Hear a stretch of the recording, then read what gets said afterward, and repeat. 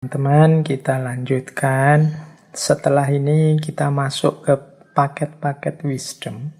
Jadi kebijaksanaan hidup yang menurut saya merupakan penerjemahan dari adanya yin dan yang dalam hidup. Jadi adanya pasangan-pasangan dalam hidup, adanya kontras-kontras dalam hidup yang sifatnya dinamis, dialektis, saling mempengaruhi.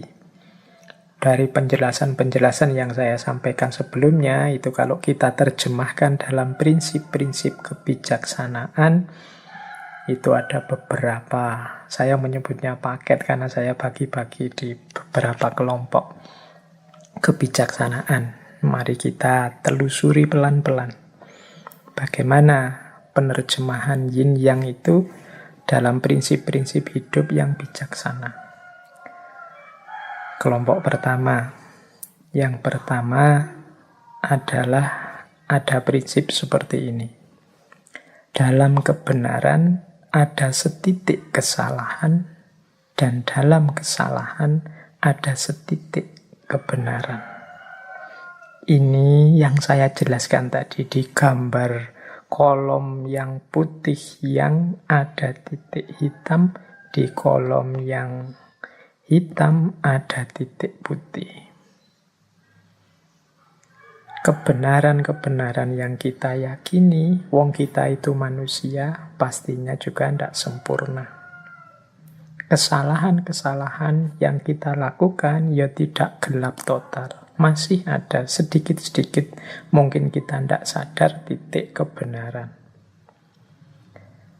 Teman-teman mungkin masih ingat cerita, misalnya begini untuk menerjemahkan prinsip ini. Masih ingat cerita tentang seorang, kalau bahasanya, perempuan nakal, perempuan yang pekerjaannya tunasusila, yang masuk surga hanya karena memberi minum seekor anjing yang kehausan. Itu kalau secara normatif pakai hukum moral sosial agama, perempuan ini kan perempuan dalam tanda petik ya, dalam wilayah yang hitam. Tapi ternyata dalam kehitaman hidupnya masih ada satu titik putih yang kecil, yaitu kasih sayangnya terhadap seekor anjing yang kehausan.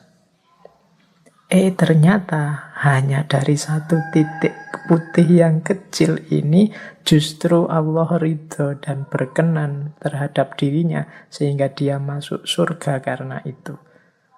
Berarti hitam tadi yang sangat luas terhapus oleh titik putih yang kecil. Jadi cerita wanita tunasusila yang masuk surga karena memberi minum seekor anjing yang kehausan.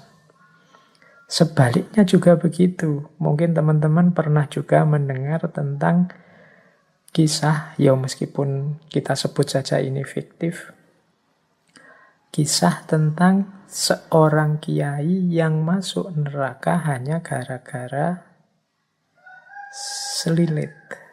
Nah ini kisah selilit. Selilit itu mungkin bagi yang tidak Jawa ya selilit itu tusuk gigi. Kayu yang sangat kecil yang kita pakai untuk nyongkel sisa makanan dari gigi kita. Ini cerita selilit sang kiai ini kan, ya kiai ini mestinya orang putih. Tapi ada ternyata satu titik hitam dalam sejarah hidupnya yang ternyata malah mengundang ketidakridhoan Allah. Jadi kiai ini suatu ketika pulang dari rumah tetangganya, mungkin pulang dari kenduri di rumah tetangganya, terus ya karena mungkin sudah sepuh, giginya sudah banyak lubangnya sehingga banyak sisa makanan yang harus diambil, selilitan. Sambil pulang dia secara tidak sadar jadi nyuwil mematahkan sedikit kayu dari pagernya rumahnya tetangganya. Ya mungkin ada pagar yang kayunya sudah meluwek-meluwek, itu dia cuil sedikit kayunya untuk tusuk gigi. Itu kan sangat kecil. Mungkin tetangganya juga peduli amat sama itu. Tapi ternyata ketidakpeduliannya terhadap miliknya orang lain, meskipun itu hanya secuil kecil, mengundang tidak ridhonya Allah. Jadi beliau yang putih ini, gara-gara titik hitam yang kecil, akhirnya tidak selamat di akhirat. Tapi dia perempuan yang melakukan aneka warna dosa sehingga hidupnya hitam hanya karena titik kecil putih. Ketika memberi minum seekor anjing yang kehausan, mengundang ridhonya Allah dan keselamatannya di akhirat. Maka ada prinsip dalam kebenaran. Kadang ada setitik kesalahan yang menghancurkan. Kalau tidak hati-hati dalam kesalahan, jangan putus asa. Pasti masih ada titik-titik kebenaran. Itu prinsip pertama. Baik, melanjutkan prinsip yin yang dan wu wei tadi. Yang kedua, kebaikan yang berlebih akan berbuah keburukan. Ini kalau teman-teman memperhatikan, hari ini kan banyak wacana-wacana untuk kita hidup secara moderat, seimbang. Dengan prinsip ini sebenarnya bahkan kebaikan pun harus kita jalankan secara seimbang. Tidak berlebihan. Jadi baik, makan itu baik. Tapi makan yang berlebihan jadi buruk. Sedekah itu baik. Tapi sedekah yang berlebihan sampai tidak memperhatikan kebutuhannya sendiri, itu buruk. Jadi bahasanya Al-Quran, wala tusrifu, jangan berlebihan. Sholat itu baik, tapi sholat terus-terusan itu buruk. Ada cerita Rasulullah itu satu ketika kedatangan beberapa tamu para sahabat. Saat itu Rasulullah tidak di rumah. Jadi tamu ini ditemui oleh istri beliau. Sambil menunggu Rasulullah, istri beliau ini cerita tentang bagaimana Rasulullah itu seriusnya beragama. Kalau malam juga sholat, sering puasa, dan lain sebagainya. Nah, para tamu ini merasa, wah Rasulullah aja yang dijamin masuk surga, dijamin diampuni Allah, ibadahnya seserius itu. Maka saya berarti harus berkali lipat dari itu. Sehingga yang satu bilang, kalau begitu saya tidak akan tidur lagi lah, saya mau sholat malam terus. Yang satu bilang, wah kalau begitu saya akan puasa terus lah, tidak ada berbukanya, pokoknya poso terus tiap hari. Yang satu bilang, wah kalau begitu saya fokus dalam agama, menjauh dari dunia, saya tidak akan menikah, hidupku kupersembahkan pada Allah. Nah, setelah Rasulullah datang, Rasulullah mendengar kata-kata dari tamu-tamunya ini, terus Rasulullah bersabda bahwa, aku ini lebih takut kepada Allah. Aku ini lebih bertakwa kepada Allah dibandingkan kalian. Tetapi aku berpuasa juga berbuka. Jadi tidak puasa terus-menerus. Aku sholat malam, tapi juga tidur. Dan aku juga menikah. Jadi kemudian ditutup dengan kalimat, barang siapa yang membenci sunnahku, maka dia bukan bagian dari umatku. Nah, ini pandangan ini sesuai dengan prinsip tadi. Kebaikan yang berlebih itu buruk. Jadi jangan ada kebaikan apapun yang overdosis. Buruknya di aspek overdosis itu, bukan aspek kebaikannya. Orang tua itu sayang pada anaknya wajar, tapi kalau berlebihan menyayangi jadinya memanjakan. Tegas itu bagus, berlebihan tegas nanti jadinya otoriter. Berani itu bagus, terlalu berani namanya nekat. Jadi semua yang berlebihan buahnya buruk. Wah, kebaikan yang berlebihan ternyata berdampingan dengan keburukan. Ini bagi saya juga ritmenya alam harus kita pahami. Berarti apa-apa itu kita jalankan secara pas dan alamiah. Ini prinsip kedua dalam hidup yang menurut saya juga penerjemahan dari prinsip yin yang. Prinsip ketiga, semakin banyak orang memberi, justru dia akan semakin banyak menerima.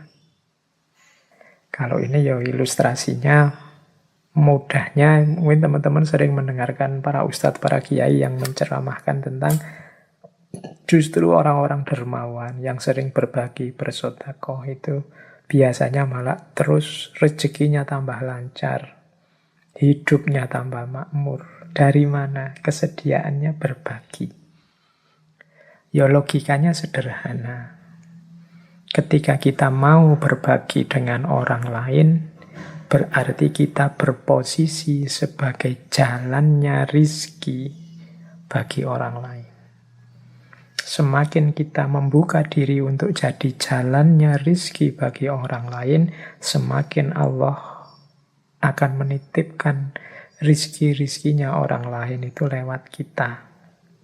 Semakin Allah percaya pada kita, ya tambah lewat kita terus, ya akhirnya ya kita kelewatan lebih banyak, biasanya terus tambah makmur.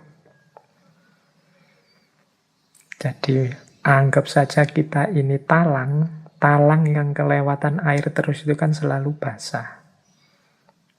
Jadi semakin kita membuka diri sebagai jalannya rizki pada orang lain, ya insya Allah kita akan semakin banyak menerima. Allah semakin percaya kita sebagai wakilnya untuk membagi rizki pada yang lain. Itu logika sederhananya itu. Itu kalau tentang harta. Kalau tentang ilmu, ya mudahnya kita contoh ngaji ini ya. Saya di beberapa kesempatan menyampaikan, mungkin teman-teman merasa mendengarkan ngaji ini dapat wawasan-wawasan baru. Kalau teman-teman jeli, yang paling beruntung dengan wawasan-wawasan baru dari ngaji ini itu saya. Jadi kalau saya tiap Rebu itu kan ngaji, berarti harus nyari-nyari bahan, membaca sana-sini. Lu wawasanku tambah terus. Jadi yang jaminan wawasannya tambah itu justru saya. Makanya terima kasih pada teman-teman yang masih bersedia mendengarkan ngaji ini. Berarti membantu saya untuk tetap semangat nambah wawasan. Teman-teman menganggap, wah Pak Faiz ini ikhlas ya berbagi ilmu. Kebalik, saya terima kasih kalian masih mau saya bagi.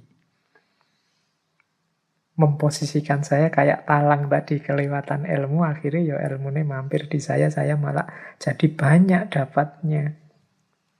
Jadi semakin kita banyak memberi, justru kita akan banyak menerima. Memberi dan menerima ini kan pasangan yin dan yang. Dan dia saling mempengaruhi. Siapa banyak memberi, dia akan banyak menerima. Ya ndak cuma ilmu, ndak cuma harta, apapun itu. Meskipun sekedar kata-kata yang baik.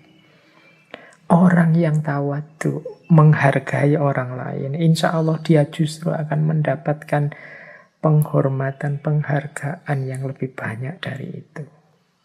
Ini termasuk natural law, hukum alam tadi.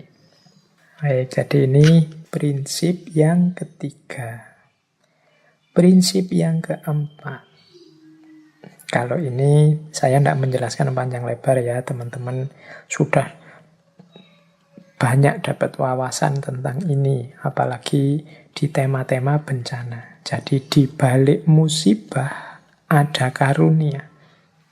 Musibah itu sesuatu yang kita menangkapnya sebagai negatif, sementara karunia, anugerah dari Allah itu kan sesuatu yang kita tunggu-tunggu, kita posisikan sebagai positif. Ternyata dua hal ini seperti keping mata uang, yin dan yang tadi. Di balik musibah ada karunia. Kita diberi pandemi ini, sebenarnya hikmahnya, manfaatnya banyak luar biasa, kecuali yang tidak mau membaca dan memanfaatkan momen pandemi ini dengan segala dinamikanya. Ada sangat banyak karunia-karunia. Mungkin bagi banyak orang, dengan musibah ini, dia lebih dekat dengan keluarganya karena tidak boleh kemana-mana. Selama ini sibuk di kantor saja, sibuk kemana-mana kerja. Sekarang bisa dekat dengan keluarganya.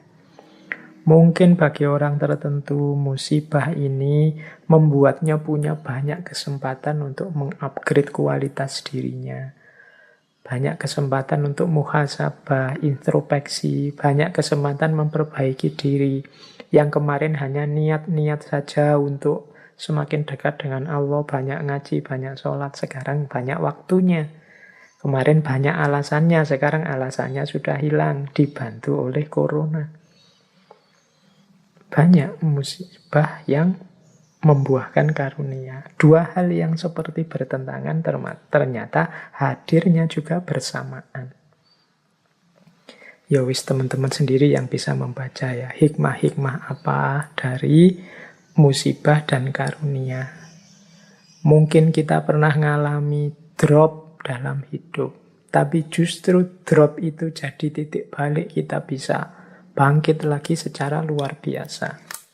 Teman-teman bolehlah membaca kisah-kisah para CEO besar, kisah-kisah orang besar. Itu pasti ada momen-momen beliau jatuh sejatuh-jatuhnya. Tapi justru momen itu jadi awal kebangkitan setinggi-tingginya. Jadi di balik musibah ada karunia-karunia. Mungkin ada teman-teman yang kuliahnya sampai drop out. Tapi justru karena drop out itu dia akhirnya hidup dengan tidak mengandalkan ijazah dan gelar, dan ternyata dia lebih sukses dari itu. Nah, itu juga ada. Dan lain sebagainya. Jadi contoh-contoh bahwa musibah ternyata di balik itu ada karunia yang luar biasa. Seolah-olah bertentangan, tapi kehadirannya beriringan. Ada juga prinsip pujian membuat terlena, celaan membuat waspada. Pujian ini positif, celaan itu negatif. Tapi kadang-kadang justru kebalikannya. Yang positif membuahkan hal negatif, yang negatif membuahkan hal yang positif. Jadi kadang-kadang orang itu begitu banyak dipuji, dia terlena. Padahal dia dapat yang positif, malah buahnya negatif. Tapi ada orang yang sebaliknya. Ketika dicela banyak orang, dia terus introspeksi, waspada, jadi semakin baik. Jadi mengalami yang negatif, membuahkan yang positif. Mengalami yang positif, tapi malah membuahkan yang negatif. Inilah lekak-lekuknya hidup. Maka teman-teman harus selalu waspada, selalu hati-hati. Karena hidup ini punya yin yang-nya sendiri. Kalau sering dipuji orang, pujian itu tidak menambah apapun pada kualitas kita. Tapi sangat mungkin justru membuat kita terlena dan tergelincir. Celaan juga begitu. Celaan itu kalau kita memang baik dan dicela orang, celaan itu tidak mengubah yang baik jadi jelek. Dan kalau kita jelek dan dicela orang juga, ya yang jelek tetap jelek, tidak jadi baik karena dicela. Jadi ini komentar orang dari luar. Celaan itu kita posisikan negatif, pujian kita posisikan positif. Padahal kadang-kadang justru dengan celaan itu kita jadi terpacu untuk semakin baik, sementara ketika dipuji orang kita merasa sudah besar, sudah baik, sudah tinggi, sudah penting, akhirnya kita terlena. Nah, hari ini kan peradabannya peradaban pujian dan celaan lewat komen-komen di medsos. Kita harus selalu waspada. Kita misalnya posting apa yang kelihatannya positif, bagus, terus yang like banyak, yang komen positif banyak, terus kita seneng, terus kita bangga, kita merasa sudah besar, kita merasa sudah tinggi. Akhirnya justru kita mandek, wong merasa sudah besar. Akhirnya justru kita tergelincir. Sebaliknya kadang kita dikomentari jelek, kadang kita tidak dianggap, membuat kita terpacu untuk berkarya terus, lebih baik terus, dan sebagainya. Maka penting kita hati-hati, karena hidup ini ada yin, ada yang. Ada pasangan-pasangan positif dan negatif. Yang positif, pujian, ternyata ada pasangan sebaliknya, keterlenaan, ketidakwaspadaan.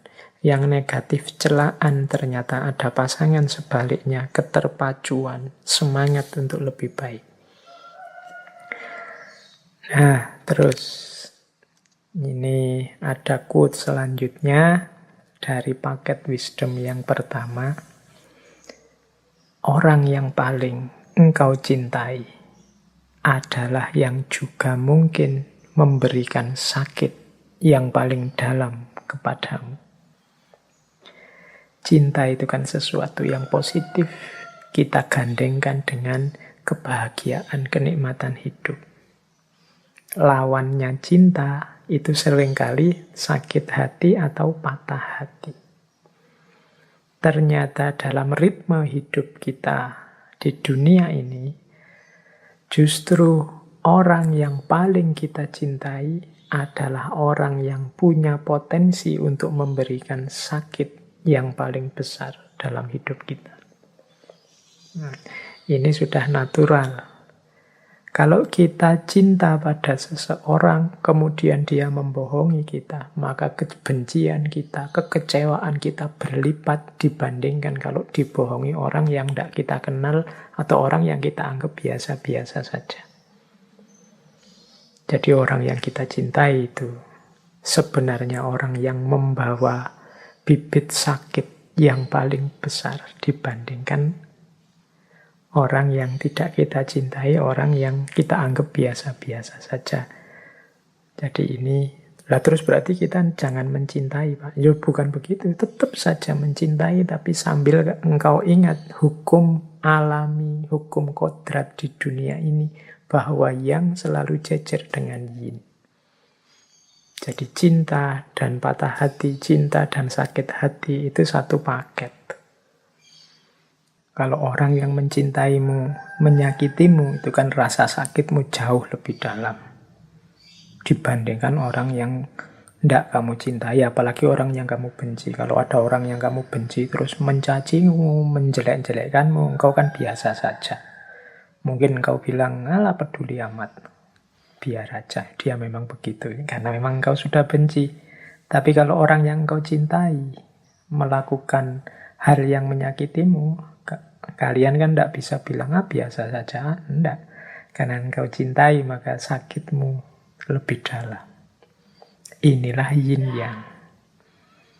Makanya tadi, siap-siaplah menghadapi yin dan yang, pasangan-pasangan dalam hidup. Kalau kita ngerti rumusnya, mungkin sakitnya tidak sedalam itu. Oh iya sih, mengapa ya kok rasa sakitnya sedalam ini? Nah, jawabannya berarti mungkin karena memang aku benar-benar mencintainya. Cintaku memang sudah sangat dalam. Harusnya kalau teman-teman ingin ngukur sejauh mana cintanya seseorang padamu, itu ya bisa dilihat dari sejauh mana dia sakit, dia kecewa, dia patah kalau sudah tidak sama kamu lagi. Karena logika yin yang-nya itu, orang yang paling engkau cintai adalah juga orang yang mungkin memberikan rasa sakit yang paling sakit dalam dirimu.